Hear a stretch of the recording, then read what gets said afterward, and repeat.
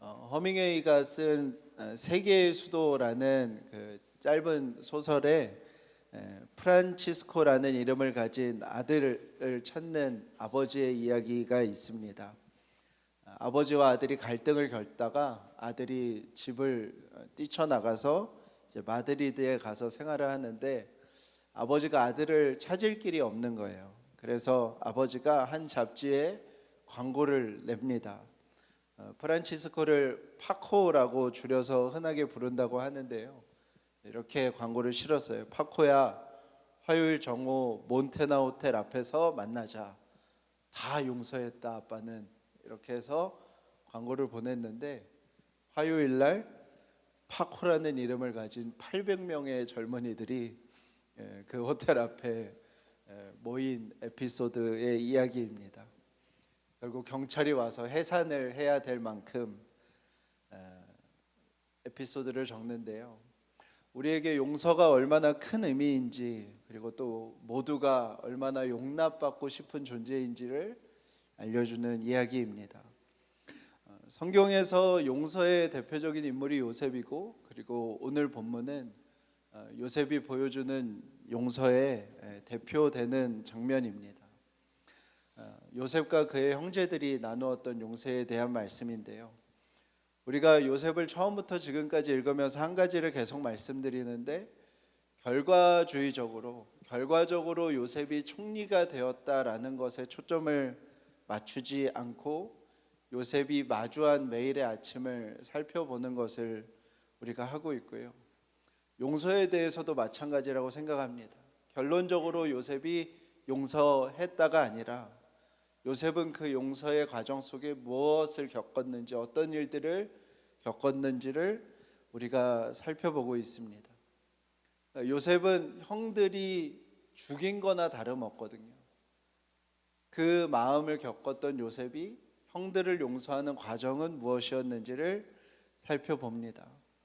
지난주에 요셉은 형들이 20년 동안 괴로웠기를 바랬어요. 그들 안에 하나님이 있었다면, 하나님을 믿는 신앙 안에 그들이 있었다면 그들은 어떤 마음속에 새로운 의식이 생겼을 거라고 요셉은 기대했고, 요셉은 형들이 20년 동안 충분히 괴로웠기를 바라며 그것을 확인을 했습니다. 그것이 교회에서 익숙하게 말해왔던 용서와 좀 이질적으로 다가오죠. 우리는 이런 것들을 기대합니다. 요셉이 하나님과 함께 했고 하나님이 형통케 했으니 형들을 보자마자 내가 용서할게요 하는 그런 화해를 바라지만, 요셉은 좀 다른 모습들을 보여주죠. 이제는 음식이 다 떨어진 요셉의 형제들이 베냐민을 결국 데리고 애굽으로 돌아왔습니다. 베냐민의 얼굴을 보자마자 요셉이 너무 기뻐하는 장면이 오늘 나오지요. 요셉은 청지기를 보내서 형제들을 자신의 집에 게스트하우스로 초청을 합니다. 근데 생각해보면 형들의 입장에서는 그게 얼마나 불안했을까요? 그죠? 전에 만났던 뭔가 공식적인 절차를 따라서 형을 만나는 게 아니라 갑자기 어떤 사람이 와서 이리 오시죠 하고 형들을 데려가는 거예요. 훨씬 더 겁이 나고 두려웠을 것입니다. 형들은 당연히 무엇 때문이라고 생각했냐면 자신들이 음식값을 지불했다고 생각했는데 그 돈이 그대로 자루 안에, 짐 안에 있었던 그 일 때문이라고 생각을 합니다. 그래서 요셉의 그 집 청지기를 붙잡고 형들이 막 얘기를 해요. 지난번에 우리가 의도한 게 아니라 우리도 가다가 여관에서 짐을 풀어봤는데 거기에 돈이 있었어요. 우리 그런 사람 아닙니다. 막 이렇게 횡설수설에 가까운 이야기를 하는 거죠. 그때 이제 요셉의 청지기가 그것은 하나님의 선물입니다 이렇게 얘기를 해요. 아마도 그 청지기가 그 돈을 숨긴 사람이겠죠. 그리고 그 게스트하우스로 들어가는 길에 이제 혼자 애굽에 머물렀던 시므온도 돌아와서 형제들을 만나게 됩니다. 요셉의 청지기는 형제들을 아주 극진한 손님 대하듯 대해요. 발을 씻기고 짐승들에게 먹을 것을 주고 나그네를 향하여 극진한 대접을 하는 모습으로 형제들을 대합니다. 그리고 점심이 지나서 이제 요셉이 일을 마치고 집으로 돌아와서 마주하게 됩니다. 요셉은 형들을 보고 인사를 나누고 다시 한번 아버지의 안부를 묻습니다. 그리고 그토록 보고 싶었던 베냐민과 눈을 마주치고 이렇게 얘기해요. 너가 이 사람들이 얘기하던 그 막내 동생이구나. 하나님께서 너에게 은혜 베푸기를 원하노라. 이 말을 하고서는 요셉은 감정이 복받쳐서 그 자리를 떠나 방에 들어가서 한참을 울다가 나옵니다. 감정을 추스리고 음식을 먹는데 요셉의 종들은 당연히 애굽 사람과 다른 민족이 구분해서 식사를 했기 때문에 식탁을 다 따로 차렸어요. 근데 요셉이 형들을 자신의 식탁으로 초대를 합니다. 재밌는 모습이 나와요. 여기 베냐민 앉으시고, 여기 시몬 앉으시고, 여기 유다 앉으시고, 이렇게 요셉이 너무나도 신기하게 형제들 순서대로 이렇게 자리를 이렇게 착착착착 안내해서 자리를 앉게 했다는 거예요. 그리고 베냐민을 자기 오른편에 두고 베냐민에게만 남들이 먹는 양의 5배를 이렇게 주는 장면들이 나옵니다. 여기까지는 되게 아름답죠. 네, 우리의 기대와 요셉의 행동이 일치하는 듯 합니다. 그렇게 형제들과 즐거운 식사를 나눴는데 이제 또 다른 이상한 장면이 나와요. 형제들이 음식을 준비해서 돌아가는데 요셉이 자신의 은잔을 베냐민의 짐에 숨깁니다. 왜 그랬을까요? 요셉은 또 한 번 확인을 하고 싶은 거예요. 요셉의 은자는 참 논쟁이 많은 건데요. 왜냐하면 이게 기본적으로 그 은잔에 음료를 따랐을 때 변하는 모습으로 이렇게 점을 쳤던 거이기도 하는데 정확하게 알 수는 없으나 아마도 그 은잔이라는 것은 요셉이 거기에서 점수를 행했다기보다는 누구나가 다 알고 있는 지도자의 은잔이라는 것은 가장 개인적이고 또 국가의 중요사를 결정하는 일이라는 어떤 그 중요성을 이야기하는 것이라고 생각합니다. 그렇다면 베냐민은 애굽에서 왕 다음으로 중요한, 어쩌면 의사결정은 가장 많이 해야 되는 요셉이 가진 가장 사적이고 가장 중요한 것을 훔친 사람이 되는 거예요. 요셉은 그것을 확인하고 싶었어요. 형들은 자신들보다 이제 더 자신들이 편하기를 바라는 것보다 동생을 보호하고 아끼려는 마음이 생겼는지, 그들은 자기 자신들보다 동생을 위하는 마음으로 살아가는 마음이 더 커졌는지를 확인하고 싶었던 것이죠. 그때 이제 유다가 나섭니다. 유다가 나서서 오늘 우리가 읽지 않은 본문이 그 내용인데요. 요셉에게 애원을 합니다. 다시 한번 요셉의 죽음을 언급을 해요. 아버지께서 너무나 사랑하셨던 어머니가 있으신데 그 어머니는 아들을 둘밖에 남기지 않았는데 그 중에 하나가 죽었습니다. 그 아들을 잃어버렸습니다. 아버지께서는 그것에 대한 슬픔이 너무 크시고 이제는 그 사랑하는 여인에게서 남겨진 유일한 아들인데 그 아들을 종으로 데려가시는 것은 도저히 받아들일 수 없고 제가 아버지한테 그 한 가지를 약속하고 여기에 왔습니다. 그러니 제발 저를 잡아가시고 제가 종이 되겠으니 이 베냐민만은 돌아갈 수 있게 해주십시오 라는 애원을 하게 돼요. 그리고 45장에 이제 우리가 다음 주에 살펴볼 내용에 요셉이 마치 그 이야기를 기다렸다는 듯이 그 이야기를 듣고 나서 다시 한번 형들 앞에서 울음을 터뜨리며 이제 형들에게 내가 그 요셉입니다 라고 말하는 장면이 나오게 돼요. 창세기에는 형들과의 만나는 이 과정에서 요셉이 총 3번 대성통곡을 하는 장면이 있었음을 이야기하는데요. 이제 그 이야기가 그렇게 맞춰지게 됩니다. 자신 안에 묵혀두었던 감정, 어쩌면 기억하고 꺼내고 싶지 않았던 그 상처와 아픔들이 이제 다 일어나고 확인하는 과정을 겪게 되는데요. 요셉은, 우리가 살펴보는 요셉은 즉각 용서하지 못했습니다. 그럴 수가 없었던 거예요. 요셉은 20년 동안 형들이 충분히 괴로웠기를 바랬고, 이제는 형들이 아버지의 슬픔을, 베냐민의 아픔을 자신에 대하여, 나 요셉에 대하여 어떤 감정이었는지를 다 확인하고 싶었고요. 그 시간에만 2년이 걸린 거예요. 형들을 처음 본 순간부터 형들에게 용서를 처음 말하는 순간까지. 그런데 성경을 읽어보면 더 복잡했음을 알 수 있습니다.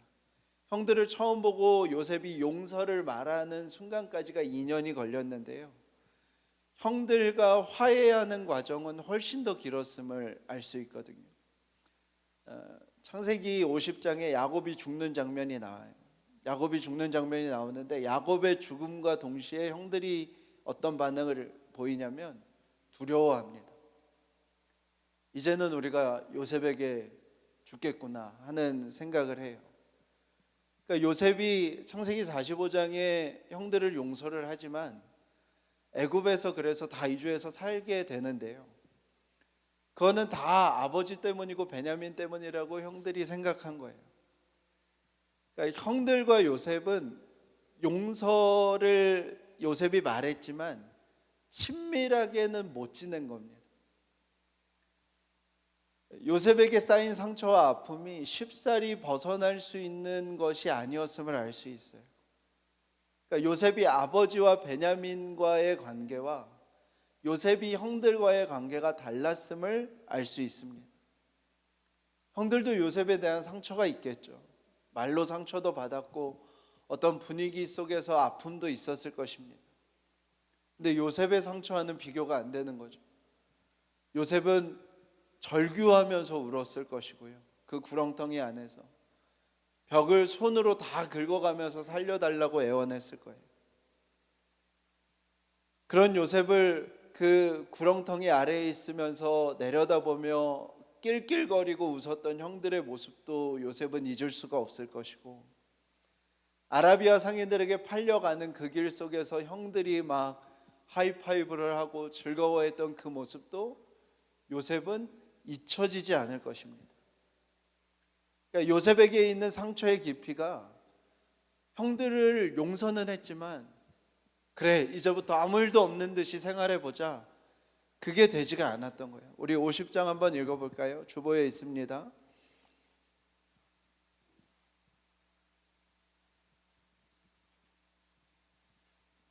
제 신체 중에 제일 좋은 게 눈이어서 늘 주보가 되게 작았었는데 오늘 크게 했는데 여전히 글씨는 좀 작지만 한번 우리 한 목소리로 같이 읽어보겠습니다. 시작. 요셉의 형제들이 그들의 아버지가 죽었음을 보고 말하되, 요셉이 혹시 우리를 미워하여 우리가 그에게 행한 모든 악을 다 갚지나 아니할까 하고 요셉에게 말을 전하여 이르되, 당신의 아버지가 돌아가시기 전에 명령하여 이르시기를, 너희는 이같이 요셉에게 이르라, 내 형들이 내게 악을 행하였을지라도 이제 바라건대 그들의 허물과 죄를 용서하라 하셨나니, 당신 아버지의 하나님의 종들인 우리 죄를 이제 용서하소서 하매, 요셉이 그들이 그에게 하는 말을 들을 때에 울었더라. 그의 형들이 또 친히 와서 요셉의 앞에 엎드려 이르되, 우리는 당신의 종들이니이다. 요셉이 그들에게 이르되, 두려워하지 마소서, 내가 하나님을 대신하리이까. 당신들은 나를 해하려 하였으나 하나님은 그것을 선으로 바꾸사 오늘과 같이 많은 백성의 생명을 구원하게 하시려 하셨나니, 당신들은 두려워하지 마소서, 내가 당신들과 당신들의 자녀를 기르리이다 하고 그들을 간곡한 말로 위로하였더라. 아멘. 여러분들, 요셉이 형들과 화해하는데 40년이 걸려요. 17살 때 형들한테 버림을 받아서 20살이 지나서 형들을 처음 보게 되고요, 그 형들을 2년 동안 지켜보며 처음 용서를 말하게 되고요. 형들과의 화해에는 그 이후로도 17년이 걸리게 됩니다. 사람이 가진 폭력성이라는 건 어떤 물리력을 사용해서 폭력을 행사할 때만 나타나는 것이 아니라 어떤 사람에게 폭력적인 당위성을 가지고 그 사람을 몰아세울 때에도 나타나죠. 교회 안에서 폭력을 행사하진 않지만 되게 폭력적인 인간의 모습을 경험하게 되는 때는 다른 것이 아니라 누군가가 고통을 당하면 이상하게 우리 마음속에 저 사람이 그 고통을 어떻게 이겨내는지를 이렇게 관찰하고 싶어하는 마음이 있고요. 누군가에게 용서를 할 수밖에 없는 상황 앞에 있으면 우리 마음속에 저 사람이 얼마나 아무렇지 않게 용서를 해내는가를 이렇게 지켜보고 싶은, 관찰하고 싶은 마음이, 그런 욕망들이 있는 것 같아요. 우리는 용서를 되게 쉽게 생각하는 것 같습니다. 용서와 화해가 마치 김밥과 컵라면처럼 간단한 것 같이 이야기를 하는 것 같아요. 예수님이 우리를 용서했으니 너는 즉각, 즉시 아무 일 없는 것처럼 용서해야 한다는 강요를 받기도 합니다. 요셉을 봐. 아니요, 요셉은 용서에 22년이 걸렸고요, 화해에 17년이 걸렸어요. 우리가 요셉이 고백했던 하나님에 대한 고백들을 보잖아요. 하나님이 함께 하셨고 하나님이 형통케 하셨어요. 하나님이 므낫세 다 잊어버리게 하셨고요, 하나님의 에브라임, 자기가 노력한 모든 결과의 보상을 다 주셨던 요셉도 형들을 용서하고 받아들이는데 40년이 걸린 문제입니다. 그런데 왜 우리는 신앙생활을 하면서 마치 즉각적으로 용서하지 않으면 안 되는 것처럼 생각하게 되었을까요? 저는 그것도 우리나라의 역사와 관련이 있다고 생각이 듭니다. 우리나라가 오랫동안 겪어왔던 국가폭력의 역사들, 또 사실상 전체주의로 국가가 성장을 주도하며 긴장도를 높여서 경제 발전을 행했던 역사 때문이라고 생각합니다. 왜냐하면 우리나라는 애도는 성장에 방해가 되는 것이었거든요. 내가 용서하지 않으면 그 사람을 불손한 사람이라고 말해 왔었거든요.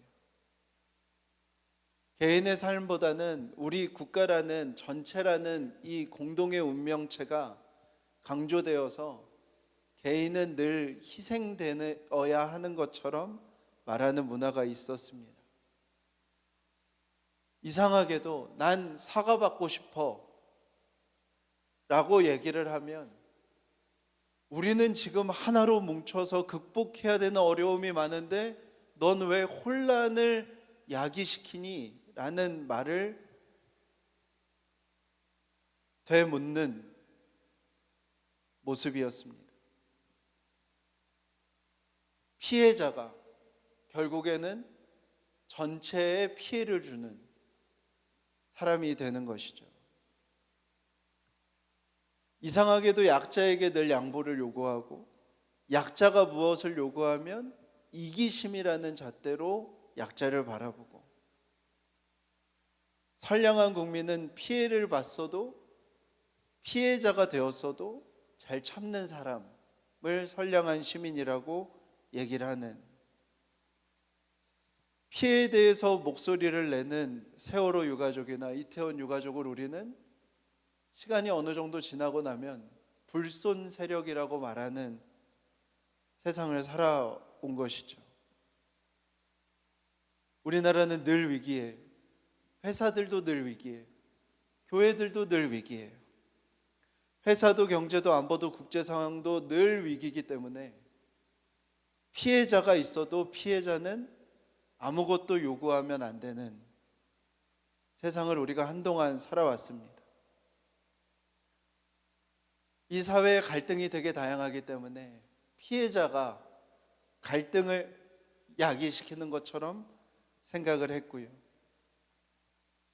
손가락이 잘려도 장애를 입어도 가족이 죽어도 우리는 그 사람의 슬픔보단 전체를 생각하라는 이야기를 들어왔습니다. 나라에서 대형 사고가 나면은 모두 다 책임을 다하겠다고 바로 이야기를 해요. 근데 그 책임은 다 법적인 책임이에요. 그 법적인 책임은 결국 무엇이냐면 내가 최선을 다해서 법적으로 죄가 되지 않음을 증명해내는 책임임을 우리는 지켜봅니다. 그들 중에 누구도 피해자를 찾아가는 이들이 없죠. 저는 이런 것을 지배자의 언어를 가진 용서라고 표현하고 싶어요. 그런데 문제는 진짜 이상하게도요, 교회에서도 이와 동일한 지배자의 언어를 우리가 경험해 오게 되는 것이죠. 용서해야 돼요, 여러분. 왜요? 전체 분위기가 망가지잖아요. 여러분들 화해해야 돼요. 왜요? 교회 성장에 방해가 되잖아요. 미루지 말고 용서해야 됩니다. 그래야 순수한 그리스도인이에요. 안 그러면 불손한 그리스도인이에요. 하나님이 세우신 사람을 판단하면 하나님께서 벌하십니다. 여러분들 그 허물을 여러분들은 다 덮어주셔야 돼요. 다 어떤 언어예요? 지배자와 피지배자를 나누고 철저하게 지배자의 언어로서 용서와 화해를 말해왔어요. 개신교회에서 가장 극적인 용서의 장면을 이야기한다면 미국의 아미시 마을의 용서를 들 수 있습니다. 2006년 10월 2일에 펜실베니아주 니켈마인스라는 아미시 마을이라는 곳이 있습니다. 이 사람들은 좀 문명을 거부하면서 신앙의 전통을 지키려고 하는 마음이 있는데요. 칼 로버츠라는 우유 배달부가 교실에 들어와서 총격 난사를 해서 여학생 5명이 죽고 또 5명이 중상을 입는 큰 범죄가 일어났어요. 본인은 스스로 목숨을 끊었고 그 사람이 남긴 유서에 보면 자기의 딸이 이제 태어나서 며칠 살다가 죽게 되었는데 그 하나님에 대한 분노를 이제 이 마을에 가서 총기 난사를 했습니다. 그런데 이 유가족과 이 아미시 마을 공동체가 그 가해자를 용서한다는 성명을 발표를 하고 그 유가족의 장례식에 참여해서 그 가해자의 유가족들을 위로하는 모습들이 이제 방송을 통해 나가게 돼요. 그래서 미국 사회에 되게 큰 충격을 주고요. 지금도 아미시 마을은 그 신앙을 경험하고 싶은 이들이 많이 방문하는 곳이 되었습니다. 그런데 우리가 이런 어떤 극적인 용서에 대한 이야기들이 그 자체는 너무 놀라운 하나님의 역사이지만 그것이 우리의 상황 속에서 설교 시간에 너무나 쉽게 일반화가 되는 위험성이 있는 거예요.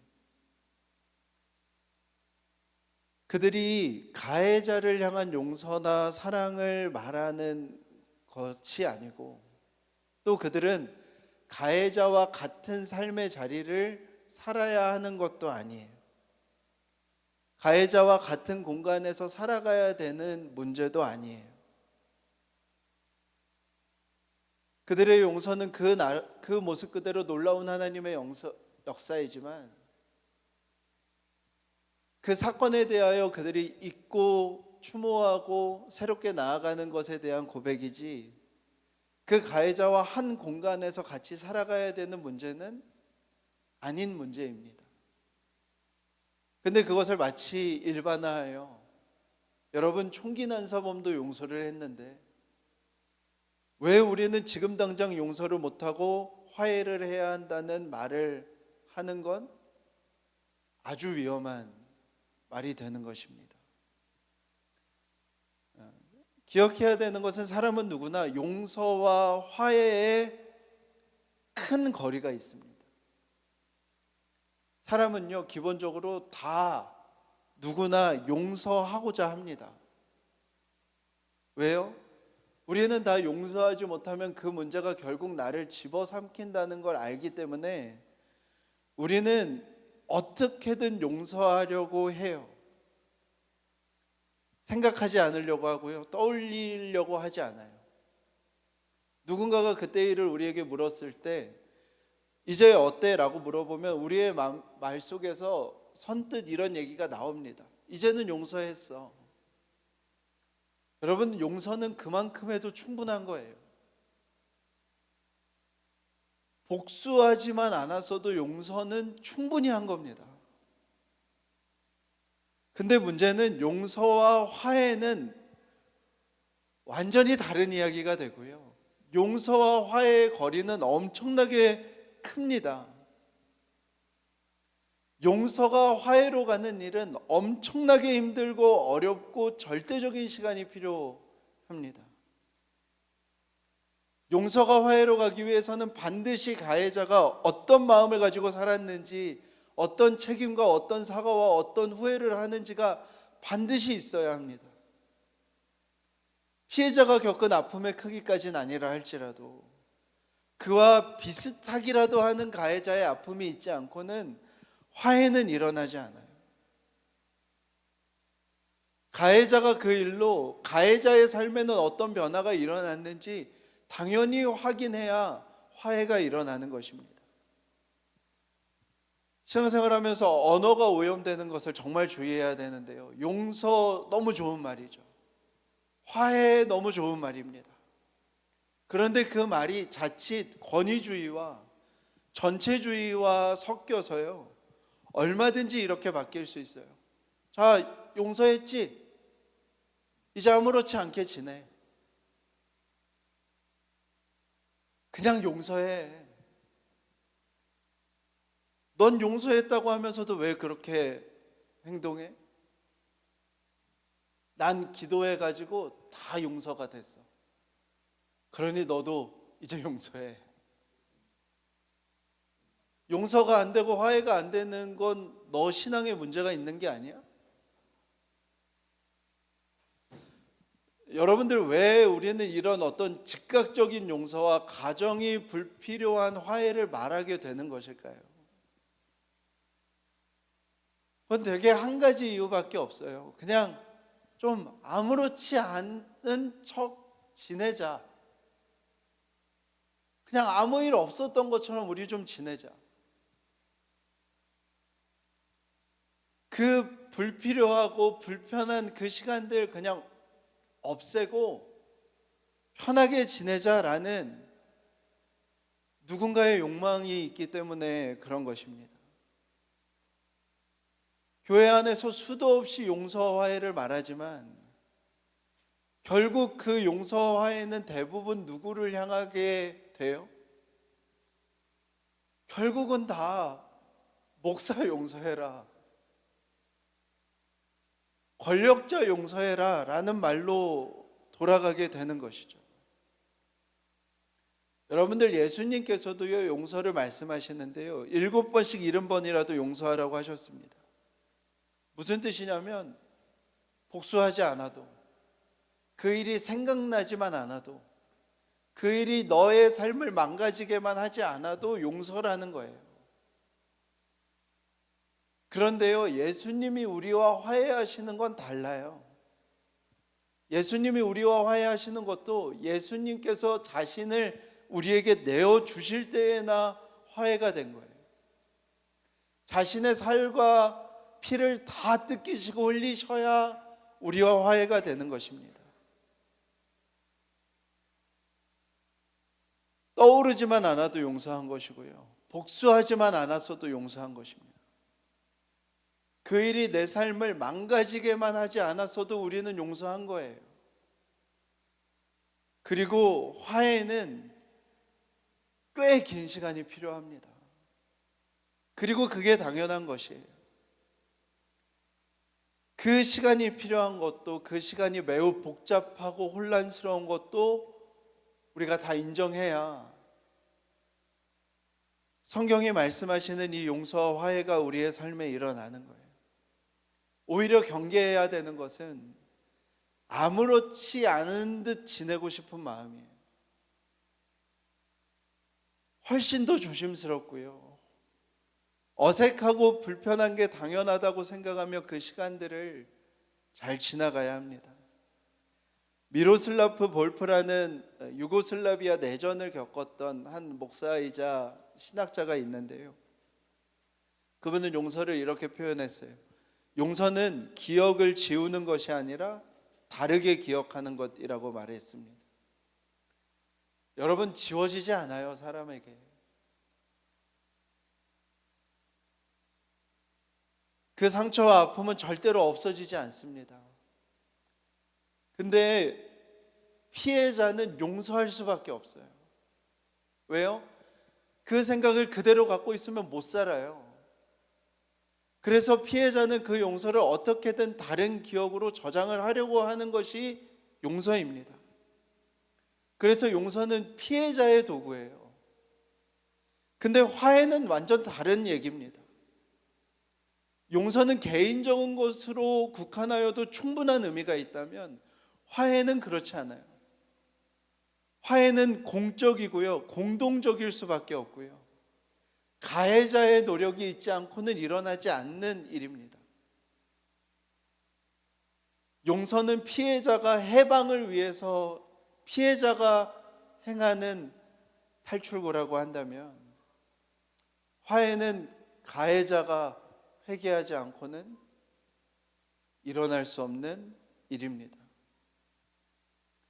용서는 피해자가 자신 안에 끊임없이 차오르는 증오와 복수심에서 벗어나기 위한 도구라면요, 그래서 피해자가 용서를 통해서 마음의 평화를 되찾고자 하는 노력이라면, 화해는 그 깨어진 관계를 복구하는 과정이에요. 절대로 그냥 되지 않습니다. 무엇이 필요한 거예요? 가해자가 얼마나 괴로웠는지에 대한 이야기가 필요한 거예요.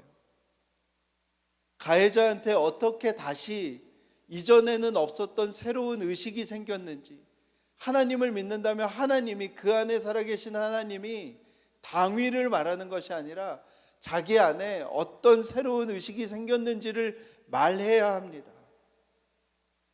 그리고 그 이후에 무엇이 달라졌고 자신에게 어떤 새로운 책임이 생겼는지를 말하지 않으면 화해는 일어나지 않는 거예요.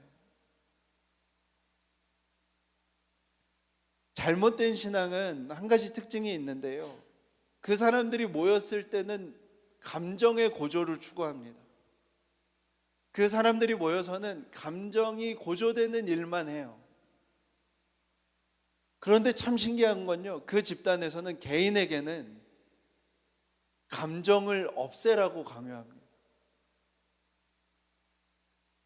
개인의 감정은 마치 없어야 되는 것처럼 표현해요. 그런 곳은 어디든 신앙이 아니라 이상한 모습으로 나타날 수밖에 없습니다. 개인에게는 즐거워하는 것도 없고, 개인은 즐기는 것도 없고, 개인은 슬픔도 없고 상처도 없고 미움도 없고 원망도 없는, 감정이 하나도 없는 존재처럼 개인이 돼야 하는 것처럼 표현하는 것이죠. 여러분, 신앙이 사람을 정말 괴물로 만들 수 있습니다. 어떤 때요? 그렇게 감정이 다 제거된 사람과 함께 살아보십시오. 괴물과 함께 지내는 것과 다르지 않아요.